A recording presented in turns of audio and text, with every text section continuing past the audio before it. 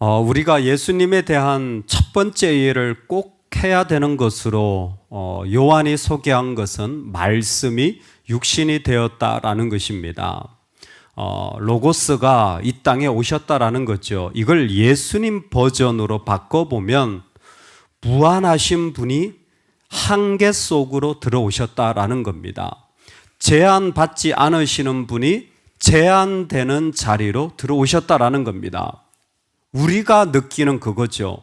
살아가면서 내 삶의 한계, 능력의 한계, 어쩔 수 없는 상황들, 그리고 변화되어지지 않는 나의 영적인 모습들의 여러 가지 부스러기들, 주님은 지금 그 자리로 오셨다라는 거예요. 여러분 어떻게 생각하십니까? 우리 모두는 한계를 벗어나고 싶은 사람들이잖아요. 우리 모두는 제한을 떨쳐버리고 싶은 사람이잖아요. 그런데 진리는 오히려 그 속으로 오고 있다는 겁니다. 그렇다면 우리도 한 번쯤 요한복음을 통해 생각해 봐야 됩니다. 뭐를? 내가 겪는 어려움이, 내가 가지는 아픔이, 내가 가지는 어떤 제한됨이, 이게 제한됨으로 날마다 이걸 없애달라고 할 문제가 아니라 오히려 그 자리가 진리의 자리가 되어질 수 있다라는 것입니다. 그리고 실제로 예수님은 자신의 제한됨을 통하여 진리의 접촉점으로 사용하시는 일들을 너무나 많이 성경에서 보여주고 계십니다. 대표적인 예가 지금 바로 목이 마르신 자리를 가지고 계시다라는 거예요. 사마리아 여인을 만난 이 상황의 절대적인 이유는 예수님이 목이 마르기 때문입니다. 갈증이 났기 때문이에요. 힘이 들었기 때문입니다. 그런데 오히려 그 제한의 상황이 예수님으로 하여금 진리를 드러내는 자리로 바꾸어지고 있다는 것을 우리는 먼저 좀 이해할 필요가 있습니다. 여러분, 우리의 상황이 다 잘 되는 것이 좋은 것이 아닙니다. 늘 좋고 늘 잘 되고 늘 뭔가 문제 없고, 그건 정신병자죠. 그건 건전한 삶이 아닙니다. 삶에는 명과 암이 있어야 되고, 빛과 어둠이 있어야 되고, 좋음과 고통이 같이 가는 겁니다. 고통을 좋아하라는 어떤 세디스트적인 표현이 아니라 그 모든 제한됨이 이 땅에 가지는 하나님이 주신 선물, 어떻게 보면 더욱 우리가 진리로 나아갈 수 있는 길이라는 것입니다. 그럴 때 예수님은 사마리아로 들어가십니다. 이 표현을 의도적으로 하시는 이유는 뭐냐면, 당시 유대인들은 사마리아를 통과하지 않습니다. 사마리아를 가지 않습니다. 길을 선택해도 그 사람 만나는 길은 안 가요. 삶의 자리에서 그 사람과 같이 있는 자리는 안 갑니다. 인지상정의 인간은 내가 거북하고 싫으면 다 피해가는 거예요. 남유다 사람들은 북이스라엘 사마리아 사람들이 싫어요. 전통적으로 계속 이어진 모습이죠. 사람이 한 번 실수할 때는 그러려니 합니다. 근데 계속 실수하면요, 그때는 삼진 아웃 시켜버리는 거죠. 처음 남유다와 북이스라엘이 갈라질 때 자꾸 북에서 이스라엘이 예루살렘으로 내려가니까 그냥 북쪽 사마리아와 베델에다가 우상을 섬겨놓고 이게 하나님이다 그래 버리지 않았습니까? 그때부터 남유다 사람은 경악을 금치 못한 거죠. 어떻게 신앙이 저렇게 쉽게 변질될 수가 있나 이해할 수 없었습니다. 그런데 그렇게 중간에 말할 수 없는 우상을 섬긴 건 둘째치고, 북이스라엘이 망할 때 아수르가 어떤 정책을 폈냐면 사마리아에 자신의 사람들을 이주하는, 그리고 다른 민족 이방인들을 이주하는 정책을 쓴 거예요. 자기가 다른 것을 섬긴 것도 모자라서 아예 혈통 자체가 뒤섞여 버린 거예요. 완전히 세상 말로 잡종 인간이 되어져 버린 그런 사람들이 사마리아 사람들인 거예요. 그러니까 유다는 그들과 말도, 그들과 같이 있는 것도 싫은 거예요. 누구도 유대 사람들이 사마리아로 가지 않습니다. 돌아서 가거나 다른 길을 선택. 근데 예수님은 사마리아로 들어가시는 거예요.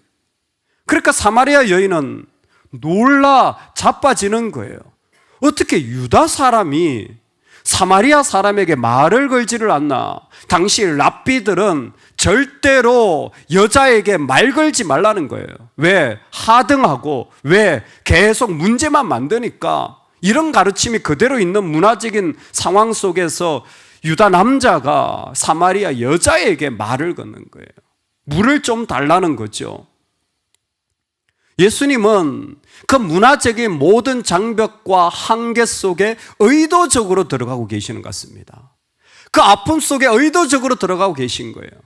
여러분, 우리가 아픔을 가지고 고통을 가지고 하나님께 기도하는 것은 옳습니다. 그러나 모든 고통이 다 의미 없는 게 아니라는 겁니다.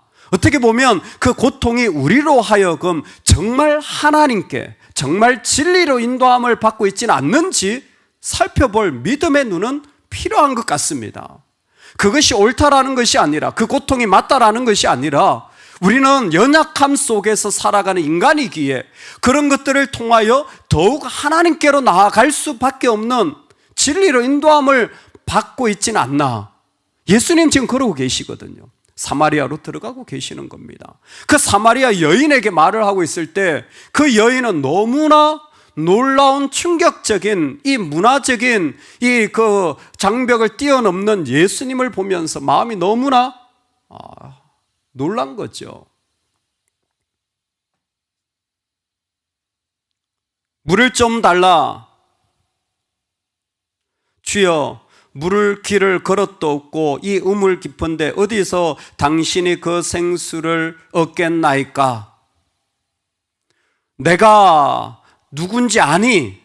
나는 생수를 가지고 있고, 만약 네가 나를 알았다면 진짜 깊은 곳에서 솟아날 만한 생수라고 생각될 만한 그 시원한 물을 줬을 텐데, 말도 안 되는 소리 하지 마세요. 여기에 지금 우물도 안 깊고 그리고 두레박도 제대로 된 게 없는데 어떻게 생수를 길어 올린단 말입니까? 그때 예수님께서 하시고 싶으신 것은 여기에 있는 물, 여기에 있는 제한, 이건 항상 목마른 거야. 자식 문제 항상 목마른 겁니다. 돈 문제 항상 목마른 거예요. 우리 가지는 돈의 어려움, 내가 가지는 삶의 바운더리 항상 목마른 거예요. 여러분, 그건 항상 목마르게 하는 겁니다. 끊임없이 나를 목마르게 하는 거예요. 우리 예수님을 만납시다. 이 본문은 너무 명확해서 제가 어떻게 다른 말을 할 수가 없습니다. 예수님 좀 만나고 교회 다니세요. 맨날 목마른 것들만 마시려고 교회 오니까 예수님을 본지를 못하는 거예요. 옆에 있는 사람들이 날마다 아픈 것만 부여잡고, 날마다 어려운 것만 부여잡고, 날마다 갈증나는 것만 부여잡고, 이 물을 마시는 자는 계속 목마르다. 근데 예수 믿는 사람은 어떤 물을 마십니까? 내가 주는 물을 마시는 거예요. 내가 주는 물을 마시는 겁니다. 예수님이 주시는 물을 마시는 사람이 예수님을 만난 사람이에요. 여러분, 예수님을 만나신 적이 있으십니까? 예수님을 만나고 계십니까? 그 이야기는 예수님이 주시는 물을 내가 마시고 있습니까?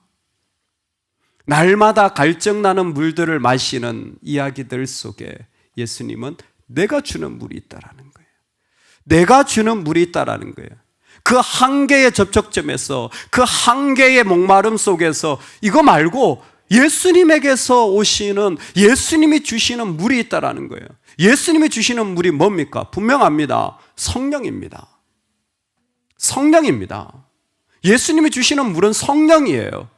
지금 한 모금 마시는 워터를 기대하셨는데, 기대하며 얘기를 하는데, 예수님이 지금 얘기하고 싶은 것은 The Holy Spirit, 성령이에요.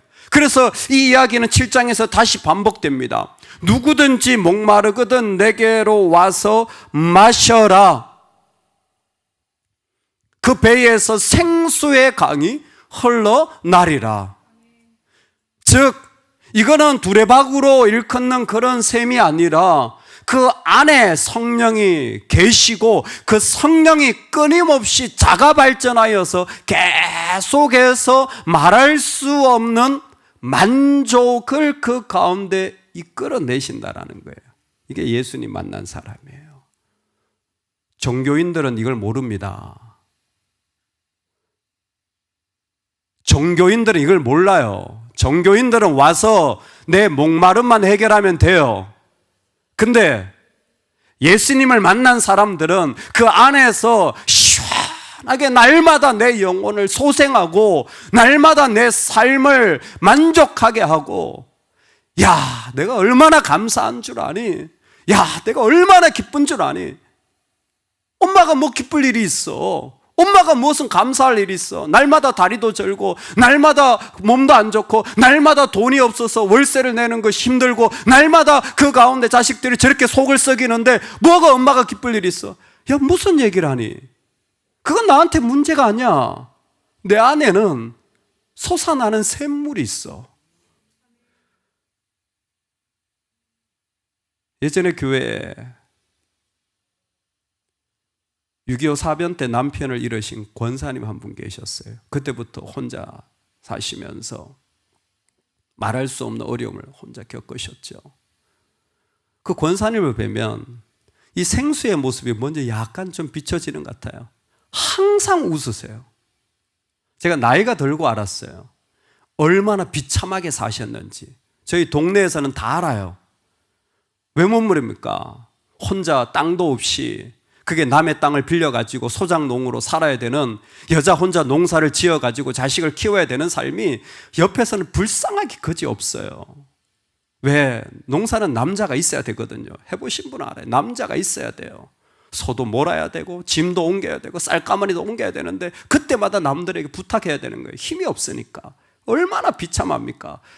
그러니까 열매도 별로 없어요. 한 해 농사 지어도 그 집이 제일 가난해요. 제일 없어요. 없어도 그렇게 찢어질 수가 없어요. 시골에 웬만하면 아무리 못 살아도요, 방이 2칸입니다. 사랑방이 있고 안방이 있어요. 저희 시골은 그렇습니다. 아무리 못 사는 집도요, 기본적으로 땅들이 있으니까 집을 지으면 사랑방이 있고 안방이 있고, 그 집은 방이 하나예요. 자식을 키우는데 방이 하나예요. 방을 2개 지을 돈도 없어요. 근데 그분은 늘 웃으세요. 저는 그냥 그분은 스타일이 그런 줄 알았죠. 나이가 들면서 이분이 진짜 예수님을 사랑하는 분이었구나. 날마다 예배당에서 기도하시고 날마다 예배당. 아이들이 좋아해요. 아이들이 좋아해요. 뭘 먹을 거 사줘서 그런 게 아니라 항상 기쁨이 있는 분이니까 애들도 항상 쓰다듬어 주고 축복해 주고, 교회 애들이 다 좋아하는 거죠. 저는 잘 모르겠지만 우리 안에 그 샘이 있다면, 그 성령이 있다면, 그 성령은 마르지 않는, 그 안에서 계속 흘러나오는 생수가 된답니다. 그리고 그것이 그 사람의 삶을 다 적셔 나가는 거예요. 예수님이 한계 속에 들어오시는 이유가 이거였어요. 예수님이 육신이 되신 이유가 이거였어요. 뭐요? 제일 좋은 거 주고 싶어서. 제일 좋은 거 주고 싶어서. 우리에게 제일 좋은 건 구원입니다. 그런데 구원받은 자의 삶은 성령 충만한 삶이에요. 놀랍게도 성령 충만한 삶은 하나님에 대해 갈증 나는 삶입니다. 하나님을 마시고 마셔도 또 더 마시고 싶은 거예요. 그런데 하나님을 마신 자는 이 세상의 성공 스토리, 이 세상에 누가 잘 되었다는 스토리, 이 세상에 누가 건강해졌다는 스토리, 그것과 비교할 수 없는 만족이 그 가운데 있어요. 성령으로 말미암은 하나님에 대한 한 모금만 마시면 세상의 어떤 것과는 비교할 수 없는, 말할 수 없는 기쁨이 거기에 있어요. 언제? 예수 그리스도를 만날 때. 예수 그리스도를 만나고 그분을 진짜 나의 구주로 고백하며 살아갈 때 그 안에서 성령이 주시는 놀라운 은혜를 경험하고 고백하게 되어지는 거예요. 하나님이 주신 이 수많은 것들 속에서 하나님을 고백하며 나아가는 거예요. 그분을 막 찬양하고 그분을 노래하고.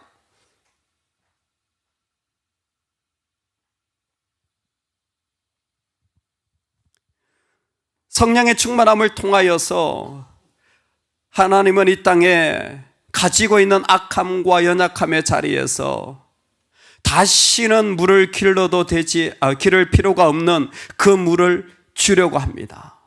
그런 물을 내게 주사 목마르지도 않고 또 여기 물 기르러 오지도 않게 하옵소서. 사마리아 사람들은 이전에 받았던 토라 그 이상의 하나님의 말씀을 받지 못했다고 합니다. 즉 우리가 가지고 있는 모세오경 그 이후에 예레미야나 이사야나 예언서죠. 이와 같은 메시지를 받지를 못한 겁니다. 그래서 그들은 생수라는 메시지에 대해 이해하지 못했다고 합니다. 예를 들어서 이사야는 이미 오라 너희 목마른 자들아 물로 나오라 돈 없는 자도 오라 너희는 와서 사 먹되 돈 없이 값 없이 와서 포도주와 젖을 사라.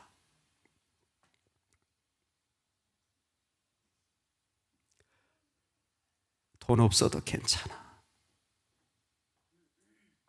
값이 없어도 괜찮아.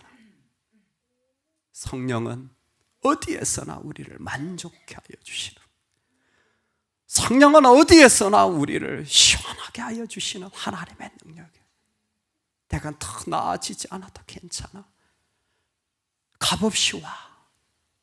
내가 너에게 이 물을 줄게. 하나님이 꿈꾸신 세상이에요.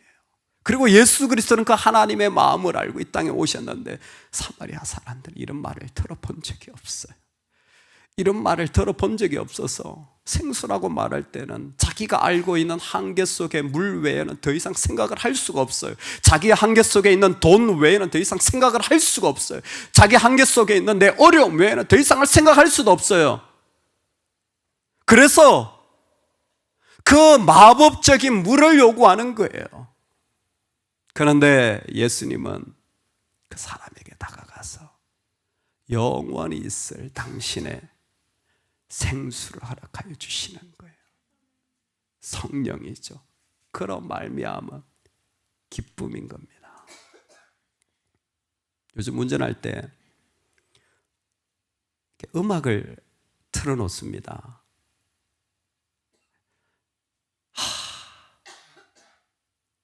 하나님 저한테 이 음악의 달란트를 조금만 더 주셨으면 얼마나 좋을까요?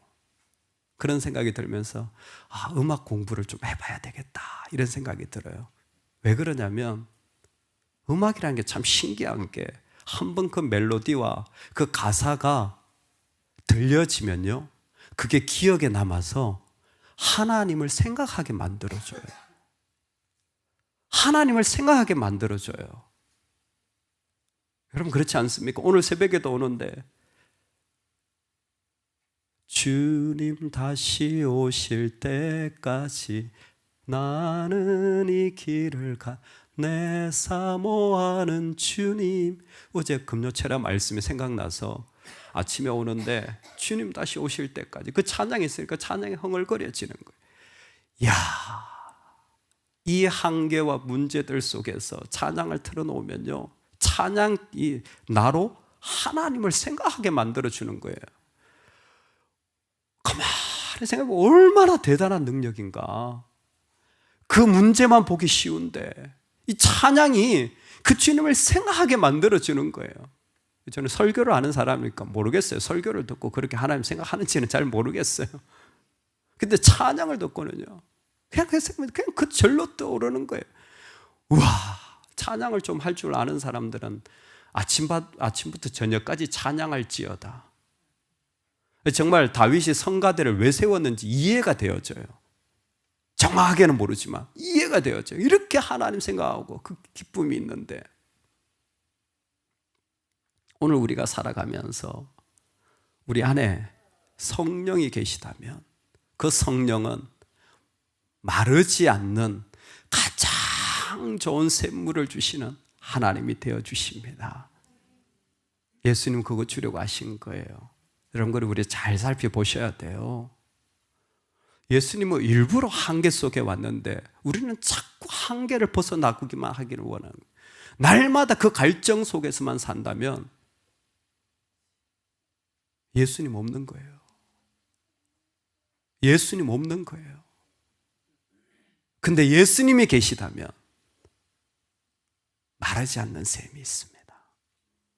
하나님이 주시는 그 영원한 기쁨, 이 땅에 어떤 것, 누가 날 사랑해 주지 않아도 괜찮은 그 영원한 기쁨이 그곳에 있습니다. 우리 그거 마시며 살아가는 예수의 사람 되기를 간절히 소망합니다. 아멘. 하나님 아버지, 주님 당신은 일부러 사마리아로 들어가셨습니다. 주님 당신은 일부러 목마름의 자리에 오셨습니다. 주님 일부러 당신은 납득할 수 없고 삼진 아웃 돼버린 사람들에게 찾아오셨습니다. 왜냐하면 그 자리야말로 진짜 진리가 필요한 자리고 생수가 필요한 자리이기 때문이었습니다. 주님, 우리입니다. 우리가 바로 그 생수가 필요합니다. 잔을 높이 드오니 주님 당신의 성령으로 우리를 채워주옵소서. 내 안에서 생수의 강이 흘러나오는 사람이 되게 하여 주옵소서. 말할 수 없는 기쁨과 만족함과 그 말할 수 없는 즐거움이 내 안에 성령으로 말미암아 솟아나는 그 놀라운 삶을 살아가도록 주님 우리를 인도하여 주시옵소서. 오늘 우리가 살아가는 삶 속에 이 영원한 생수로 말미암아 기쁨을 누려나가고 또 그 맛을 보고 또 마시고 또 마시는 하나님을 갈증해 하는 삶이 충만하도록 기름 부어 주옵소서. 예수님의 이름으로 기도드리옵나이다. 아멘, 아멘, 아멘, 아멘.